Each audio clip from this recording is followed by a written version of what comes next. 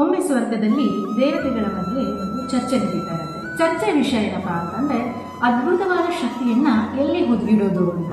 ಆ ಅದ್ಭುತವಾದ ಶಕ್ತಿ ಯಾವುದು ಅಂತಂದ್ರೆ ಮನುಷ್ಯ ಯಾವುದೇ ಕೆಲಸಗಳನ್ನ ಆ ಶಕ್ತಿಯನ್ನು ಉಪಯೋಗಿಸಿ ಸುಲಭವಾಗಿ ಮಾಡುವಂಥದ್ದು, ಅದು ಅದ್ಭುತವಾದ ಶಕ್ತಿ. ಒಬ್ಬ ದೇವತೆ ಹೇಳ್ತಾನೆ ಈ ಅದ್ಭುತವಾದ ಶಕ್ತಿಯನ್ನ ಸಾಗರದ ಆಳದಲ್ಲಿ ನಾವು ಹುದುಗಿಡೋಣ ಅಂತ ಹೇಳಿ. ಇನ್ನೊಬ್ಬ ಹೇಳ್ತಾನೆ ಪರ್ವತಗಳ ಶಿಖರದಲ್ಲಿ ನಾವು ಹುದುಗಿಡೋಣ ಅಂತ. ಇನ್ನೊಬ್ಬ ಹೇಳ್ತಾನೆ ಇಲ್ಲ, ದಟ್ಟವಾದ ಕಾಡಿನ ಮಧ್ಯದಲ್ಲಿ ನಾವು ಅದನ್ನ ಹುದುಗಿಡೋಣ, ನಿಕ್ಷೇಪಗಳ ಅಡಿಯಲ್ಲಿ ನಾವು ಹುದುಗಿಡೋಣ ಅಂತ ಹೇಳ್ತಾನೆ. ಅದಕ್ಕೆ ಒಬ್ಬ ಬುದ್ಧಿವಂತ ಹೇಳ್ತಾನೆ ಇಲ್ಲ, ಆ ಅದ್ಭುತವಾದ ಶಕ್ತಿಯನ್ನ ಮನುಷ್ಯನ ಮನಸ್ಸಿನ ಅಂತರಾಳದಲ್ಲಿ ಬಚ್ಚಿಡ್ಬೇಕು ಅಂತ ಹೇಳಿ. ಕಾರಣ ಬಾಲ್ಯದಿಂದಲೂ ಮನುಷ್ಯ ಸದಾ ಹೊರ ಪ್ರಪಂಚದಲ್ಲಿ ಮನಸ್ಸನ್ನಿಡ್ತಾನೆ.